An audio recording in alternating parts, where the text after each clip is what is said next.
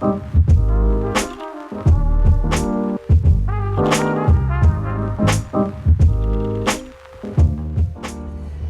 guys, welcome back to the channel.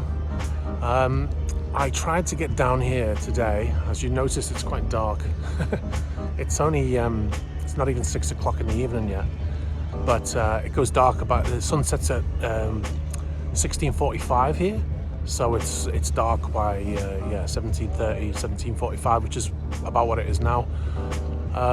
So I couldn't get down here today. I came out now and it's dark, but I thought it's different, doesn't it? I don't normally show the boats with the lights on. It kind of looks cool on camera, so I thought I'd shoot it anyway. But the reason why I came down is because there were a few questions that came up from my last video, and it was to do with what do the crew do when the boats are laid up?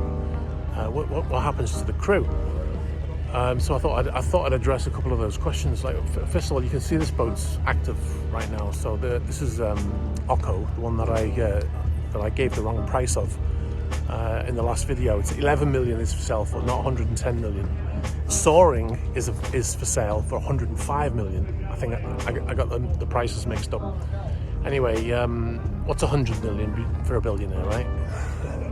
Anyway, so as you can see, some of the crew are working away there. So it just depends on the boat, really. If you've got a boat that's active all the time, obviously the crew are on all the time, right?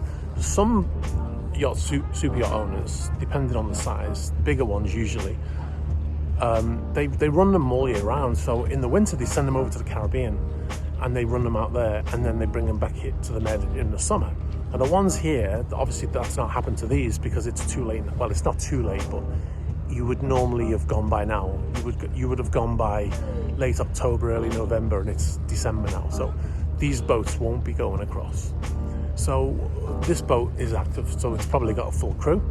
The other boats that are just sat here that don't seem to be moving, they're probably running what is known as a minimum crew.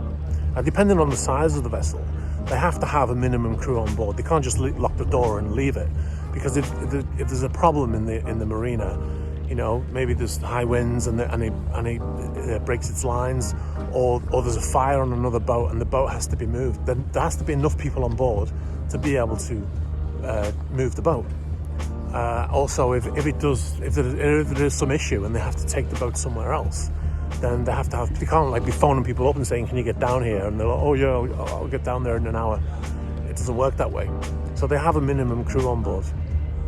Now, another thing that happens when a boat's laid up like this is, if you think about it, when the owner's on board, you can't be relaying the teak deck and overhauling engines and stuff like that, because the owner's on board, right? You can't be banging away and drilling and stuff like that when the owner's on board. So, and you can't be dismantling engines, so you can't move if the owner's on board or guests are on board. So all of that, the heavy work, that all gets left until the end of the season, or when it's not in use, and then they go to depending on the amount of work. If it's a big job, they go to a shipyard. If it's jobs that can be done while they're sat here like that, then they'll do them.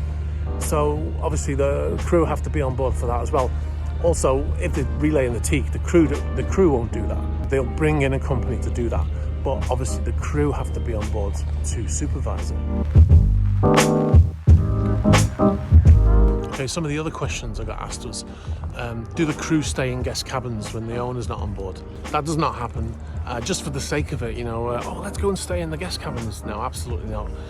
First of all, the amount of work that goes on to prepare those cabins, meticulous stuff in there. We don't even wear shoes when we go into the guest areas, even though we have special shoes that we only wear on board.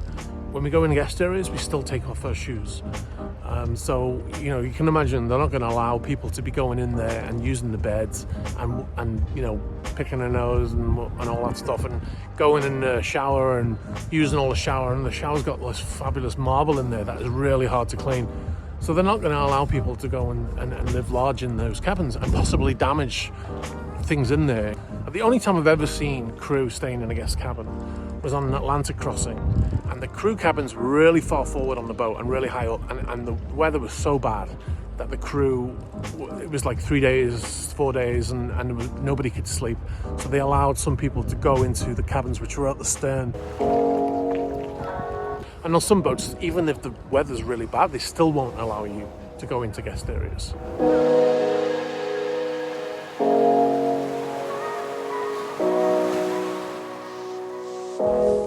One of the other things that can happen with a boat when it's laid up is, as far as the crew goes, is they can take some leave, right? So not everybody has a rotation. So you usually do an 8, a 10 or a 12-week rotation, then you go home and then a guy comes who replaces you.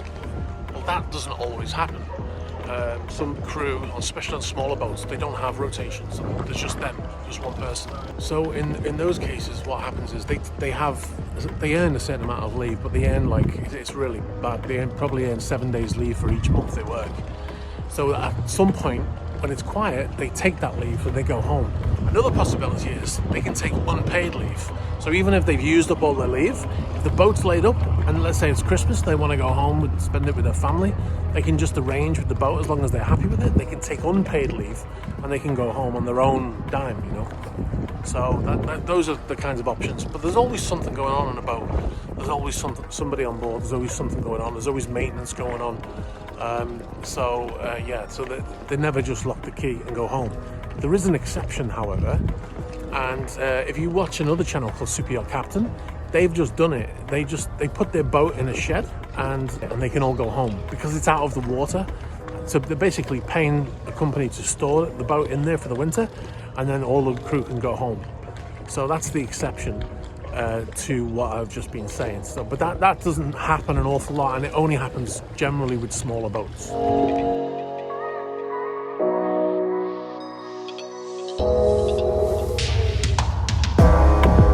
Alright, so one of the things that filming in the dark gives me the opportunity to talk about is the lighting. Now you see the yacht sign here. These are custom made, obviously.